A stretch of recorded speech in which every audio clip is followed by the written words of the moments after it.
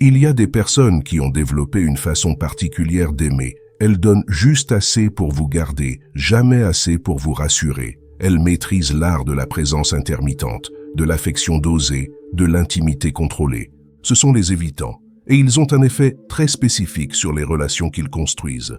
Leur façon de communiquer crée naturellement un déséquilibre. Leurs réponses espacées transforment un simple échange en attente anxieuse. Leur tendance à éviter les conversations profondes fait que chaque moment d'intimité devient précieux. Leur capacité à se détacher émotionnellement fait que leur présence devient un privilège plutôt qu'un acquis. Ils ne font pas ça consciemment, c'est leur mode de fonctionnement naturel. Mais ce mode de fonctionnement a des conséquences très précises sur la dynamique relationnelle. Les évitants vous font mendier pour leur amour, pas par méchanceté, pas par calcul, mais par leur façon même d'exister en relation. Et comprendre comment ce mécanisme fonctionne peut tout changer. Tu attends ces messages avec une anticipation que tu n'arrives pas à expliquer. Quand il te répond, tu ressens un soulagement disproportionné. Quand il ne le fait pas, tu cherches des excuses pour justifier son silence. Tu vis dans un état d'attente permanente qui est devenu si familier que tu ne le remarques même plus. Il y a quelque chose d'étrange dans cette dynamique que tu as développée avec lui. Les évitants vous font mendier pour leur amour, mais pas de la façon dramatique qu'on imagine. C'est plus subtil que ça, plus insidieux. Ils créent un environnement émotionnel où tu apprends progressivement à te contenter de moins, à valoriser le minimum, à transformer la rareté en préciosité. Et le plus troublant, c'est que ce processus se fait si naturellement que tu ne réalises pas que tes standards ont changé. Ce qui t'aurait semblé insuffisant il y a quelques mois te paraît maintenant acceptable, voire normal. Tu as appris à lire entre les lignes de ces messages comme si c'était un art, à interpréter ces silences comme des communications, à transformer ces gestes occasionnels en preuves d'affection profonde. Tu es devenue experte dans l'art de transformer peu en beaucoup. Cette adaptation n'est pas arrivée du jour au lendemain. Elle s'est installée petit à petit, comme une accoutumance. D'abord, tu as accepté qu'il ne soit pas très expressif, puis que ses réponses soient espacées, puis que ses gestes d'affection soient rares. Et maintenant, tu mesures son amour à l'aune de ces nouvelles normes que tu as intégrées. Il ne t'a jamais demandé explicitement de te contenter de moins. Il a simplement établi un rythme, une façon d'être, une disponibilité émotionnelle limitée. Et toi, au lieu de questionner cette dynamique, tu t'y es adapté. Tu as appris son langage, ses codes, ses limitations.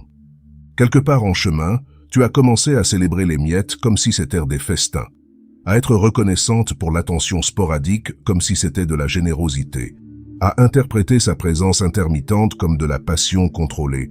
Cette transformation de tes attentes ne s'est pas faite par choix conscient. Elle s'est faite par accommodation progressive. Comme quelqu'un qui s'habitue graduellement à vivre avec moins de lumière jusqu'à oublier à quoi ressemble le plein jour. Et peut-être que le plus étonnant dans tout ça, c'est que tu as fini par croire que cette dynamique était normale, que c'était ainsi que fonctionnait l'amour avec quelqu'un de complexe, que cette rareté émotionnelle était le prix à payer pour quelque chose d'authentique. Mais as-tu déjà pris un moment pour te demander quand tu as accepté que l'amour soit quelque chose qu'il faut mériter, plutôt que quelque chose qui se partage naturellement? Il y a des signaux que tu reconnais maintenant, même si tu ne voulais pas les voir avant. Cette façon qu'il a de répondre à tes questions importantes par des réponses courtes qui ne disent rien. Sa tendance à changer de sujet dès que la conversation devient trop personnelle. Cette capacité qu'il a de disparaître émotionnellement, même quand il est physiquement présent. L'évitant ne crée pas intentionnellement un système de privation émotionnelle. Il reproduit simplement ce qui lui semble naturel, garder une distance de sécurité avec l'intimité. Mais cette distance de sécurité pour lui devient une zone d'insécurité pour toi. Tu as appris à décoder ces micro-expressions pour savoir s'il est disponible émotionnellement, à choisir le bon moment pour lui parler de quelque chose d'important, à doser tes demandes d'affection pour ne pas le faire fuir. Tu es devenue experte en gestion de sa sensibilité émotionnelle sans même t'en rendre compte. Ce qui est troublant, c'est la subtilité avec laquelle cette dynamique s'installe. Il ne te dit jamais ouvertement « j'ai besoin de distance ». Il l'exprime par ses comportements, réponses retardées, évitement des sujets profonds, besoin d'espace après les moments d'intimité. Et toi, tu apprends à lire ces signaux comme un langage secret. L'évitant fonctionne par cycle. Rapprochement, distance, rapprochement, distance. Ce rythme irrégulier crée une forme d'addiction psychologique. Tu ne sais jamais quand arrivera le prochain moment de connexion, alors chaque instant de proximité devient précieux. C'est le principe de la récompense intermittente, le même mécanisme qui rend les jeux de hasard si addictifs. Il ne calcule pas cette intermittence. Pour lui, c'est une régulation émotionnelle naturelle. Il se rapproche quand il en ressent le besoin, il s'éloigne quand l'intensité devient inconfortable. Mais pour toi, cette imprévisibilité transforme l'amour en quelque chose qu'il faut attendre, mériter, gagner. Tu commences à mesurer la qualité de votre relation, non pas à ce qu'elle t'apporte régulièrement, mais à ces moments rares où il se montre pleinement disponible. Ces instants deviennent tes références, tes preuves que ça vaut le coup d'attendre. Tu vis sur les réserves émotionnelles de ces moments d'exception. Et voici ce qui se passe dans ton cerveau. Tu commences à associer la rareté à la valeur. Plus c'est difficile à obtenir, plus ça doit être précieux. L'évitant, sans le vouloir, transforme son affection en ressource rare, et la rareté artificielle augmente toujours la perception de valeur. Le cerveau de l'évitant fonctionne avec un système d'alarme émotionnelle hyperactif. Dès que l'intimité atteint un certain seuil, son système nerveux interprète cela comme un danger et active ses mécanismes de protection. Ce n'est pas un choix conscient, c'est une réaction automatique développée probablement dans l'enfance.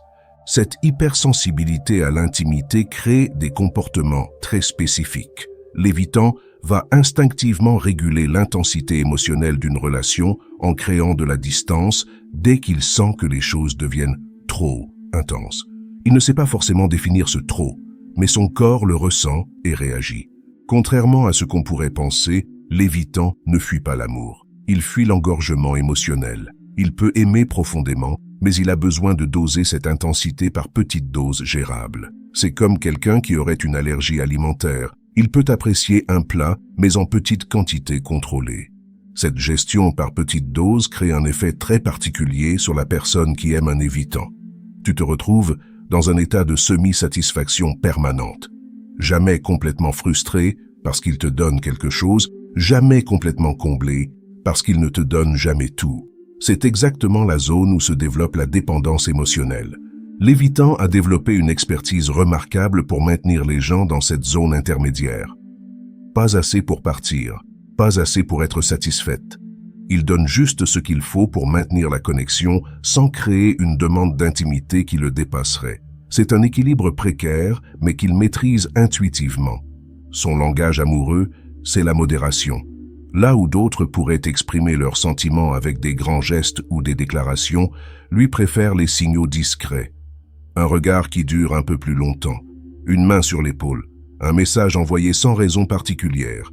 Ces signaux existent, mais ils demandent d'être décodés. Cette communication en demi-teinte a un effet hypnotique. Parce que tu dois faire un effort d'interprétation pour comprendre ces sentiments, tu deviens plus investi émotionnellement dans la relation. C'est le principe psychologique de l'effort justifié. Plus on investit d'énergie dans quelque chose, plus on y attache de la valeur. L'évitant ne se rend pas compte qu'il crée un jeu de pistes émotionnelles. Pour lui, il exprime ses sentiments à sa façon. Mais cette façon oblige l'autre personne à devenir détective de ses propres émotions. Tu passes ton temps à chercher des preuves d'amour au lieu de les recevoir directement. Et voici le paradoxe. Plus tu deviens experte à décoder ces signaux, plus tu t'éloignes de tes propres besoins émotionnels. Tu développes une hypersensibilité à ces états d'âme tout en devenant de moins en moins consciente des tiens. Tu apprends à aimer par procuration. Voici la croyance la plus dangereuse que tu as probablement développée, que l'amour difficile est plus authentique que l'amour facile. Que si tu dois te battre pour l'obtenir, c'est qu'il a plus de valeur. L'évitant, sans le vouloir, renforce cette croyance en rendant son affection difficile d'accès. Tu as appris à romantiser la rareté émotionnelle. Quand il te donne son attention, tu la savoures comme quelque chose d'exceptionnel. Quand il s'ouvre à toi, tu traites cela comme un privilège. Tu as transformé ces limitations en qualités exclusives que tu es chanceuse de recevoir. Cette transformation de la privation en privilège est un mécanisme de défense psychologique. Plutôt que d'accepter que tu reçois moins que ce dont tu as besoin, tu redéfinis tes besoins pour qu'ils correspondent à ce qu'il peut donner. C'est plus facile psychologiquement que d'admettre que la relation ne te nourrit pas suffisamment. L'évitant ne t'a jamais promis plus que ce qu'il donne. Il n'a jamais prétendu être quelqu'un d'autre que ce qu'il est. Mais toi, tu as peut-être commencé à vivre sur l'espoir qu'il changera, qu'il s'ouvrira davantage, qu'il finira par te donner ce dont tu rêves. Cet espoir te maintient dans l'attente. La vérité inconfortable, c'est que l'évitant ne te fait pas mendier son amour parce qu'il veut te contrôler. Il le fait parce que c'est sa capacité maximale d'intimité. Ce que tu perçois comme de la retenue calculée est en réalité sa limite naturelle. Il ne garde pas volontairement une partie de lui-même, il donne tout ce qu'il peut donner. Accepter cette réalité signifie abandonner l'idée qu'il y a une version plus aimante de lui qui attend d'être révélée. Il n'y a pas un évitant secret qui se cache derrière l'évitant visible. Ce que tu vois est ce qu'il est. Sa façon d'aimer n'est pas une phase ou une protection temporaire. Cette prise de conscience peut être libératrice ou dévastatrice selon ta perspective. Libératrice si tu réalises que tu peux arrêter d'essayer de le changer ou de débloquer une version de lui qui n'existe pas. Dévastatrice si tu réalises que ce qu'il te donne maintenant est probablement ce qu'il te donnera toujours. L'évitant ne mesure pas l'amour de la même façon que toi. Pour lui, la constance de sa présence est une preuve d'engagement. Le fait qu'il reste dans la relation malgré son inconfort avec l'intimité est sa façon de dire qu'il t'aime. Mais cette démonstration d'amour est invisible si tu cherches des preuves plus expressives. Tu peux passer des années à attendre qu'il te dise « je t'aime » de la façon dont tu as besoin de l'entendre, alors qu'il te le dit déjà à sa façon, en restant, en revenant après ces moments de distance, en partageant avec toi ce qu'il peut partager. Mais ce langage amoureux différent du tien ne comble peut-être pas tes besoins affectifs. Voici le moment de vérité qui change tout. L'évitant ne te fait pas mendier son amour pour te punir ou te contrôler. Il le fait parce que mendier est la seule façon d'obtenir quelque chose qui n'est pas naturellement donné.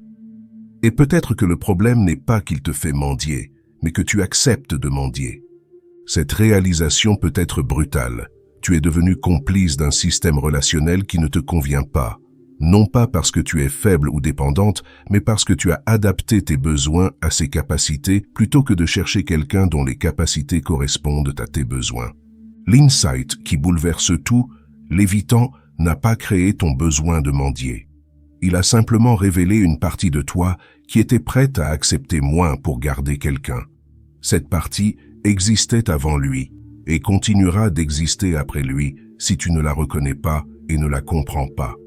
Quand tu mendies son affection, tu ne démontres pas ton amour pour lui, tu démontres ta peur de le perdre, et cette peur te rend prête à négocier à la baisse sur tes besoins fondamentaux. L'évitant ne fait que bénéficier d'une négociation où tu acceptes toujours moins que ce que tu demandes. Le moment de rupture arrive quand tu réalises que tu peux aimer quelqu'un sans avoir besoin de le conquérir constamment, que l'amour sain ne demande pas d'efforts permanents pour être maintenu, que tu mérites d'être choisi clairement, pas d'être toléré conditionnellement. Cette prise de conscience te force à te poser la question la plus importante. Est-ce que tu veux continuer à adapter tes besoins à ces limitations ou est-ce que tu veux trouver quelqu'un dont les capacités d'amour correspondent naturellement à tes besoins? L'évitant continuera probablement à fonctionner de la même façon avec la prochaine personne qu'il rencontrera. Ce n'est pas un défaut qu'il va corriger, c'est sa façon d'être en relation. La vraie question n'est donc pas de savoir comment le changer, mais de savoir si tu veux continuer à vivre avec ce type de fonctionnement. Et voici l'insight le plus difficile à accepter. Arrêter de mendier ne garantit pas qu'il te donnera plus, ça garantit simplement que tu arrêteras de recevoir moins que ce dont tu as besoin. Il n'y a peut-être pas de version de cette relation où tu obtiens ce que tu cherches vraiment.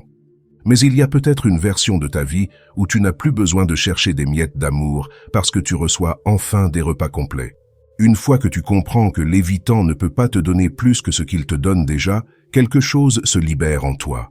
Cette attente constante d'un changement qui ne viendra pas commence à se dissiper. Tu peux enfin voir la relation pour ce qu'elle est vraiment, pas pour ce que tu espérais qu'elle devienne. Cette clarté nouvelle peut d'abord créer une forme de tristesse. parce qu'elle signifie abandonner l'espoir d'une transformation magique, accepter qu'il n'y aura pas de révélation émotionnelle, pas de moment où il réalisera soudainement qu'il peut t'aimer différemment. Mais cette tristesse est aussi le début de ta liberté. Quand tu arrêtes de mendier son attention, tu découvres quelque chose d'étonnant. Tu avais oublié à quoi ressemblait ton état émotionnel naturel. Sans cette quête permanente de validation, sans cette analyse constante de ses comportements, tu retrouves un calme intérieur que tu avais perdu sans t'en rendre compte. Tu peux commencer à évaluer la relation selon tes vrais critères plutôt que selon les standards adaptés que tu avais développés. Est-ce que ce qu'il te donne naturellement suffit à te rendre heureuse? Est-ce que tu peux être épanouie avec sa façon d'aimer sans avoir besoin qu'elle change? Cette évaluation honnête peut te mener vers deux chemins différents. Soit tu réalises que malgré ses limitations, sa façon d'être en relation te convient globalement. Soit tu réalises que tu as besoin de quelque chose de fondamentalement différent pour être épanoui amoureusement. Aucun de ces deux chemins n'est mauvais. Ce qui était mauvais, c'était de rester dans l'entre-deux, dans cette zone où tu n'étais ni satisfaite ni assez insatisfaite pour partir. Cette zone où tu espérais constamment que les choses changeraient sans jamais prendre de décision claire. Si tu choisis de rester, tu peux apprendre à apprécier sa façon d'aimer pour ce qu'elle est, sans essayer de la transformer. Tu peux développer d'autres sources d'épanouissement émotionnel qui complètent ce qu'il peut te donner. Tu peux construire une relation équilibrée en acceptant ses limites réelles. Si tu choisis de partir, tu le fais en comprenant que ce n'est pas parce qu'il est défaillant, mais parce que vous n'êtes pas compatibles émotionnellement. Tu peux le quitter sans rancune, en reconnaissant qu'il t'a aimé à sa façon, même si cette façon ne correspondait pas à tes besoins. La transformation la plus importante, c'est que tu arrêtes de porter seul la responsabilité émotionnelle de la relation. Tu n'as plus besoin de compenser ses limitations par tes efforts. Tu n'as plus besoin de traduire ses signaux faibles en preuve d'amour. Tu peux enfin être toi-même sans avoir à t'adapter constamment à son rythme émotionnel. Au final, comprendre comment les évitants vous font mendier pour leur amour vous enseigne quelque chose de fondamental. L'amour ne devrait jamais être quelque chose que vous devez gagner en permanence. Il devrait être quelque chose qui circule naturellement entre deux personnes compatibles. L'évitant qui dose son affection, qui évite les conversations profondes, qui maintient une distance émotionnelle même dans l'intimité, il ne fait pas ça pour vous manipuler. Il fait ça parce que c'est sa zone de confort relationnel. Mais sa zone de confort ne doit pas devenir votre zone d'inconfort permanent. Il n'y aura probablement pas de révélation tardive où il comprendra soudainement qu'il peut aimer différemment. Il n'y aura pas de transformation émotionnelle spectaculaire qui changera sa façon d'être en relation. Ce que vous voyez maintenant est probablement ce que vous aurez toujours. Vous pouvez continuer à espérer qu'un jour, il vous donnera naturellement ce que vous devez actuellement mendier, ou vous pouvez accepter que mendier ne devrait jamais être nécessaire dans une relation saine.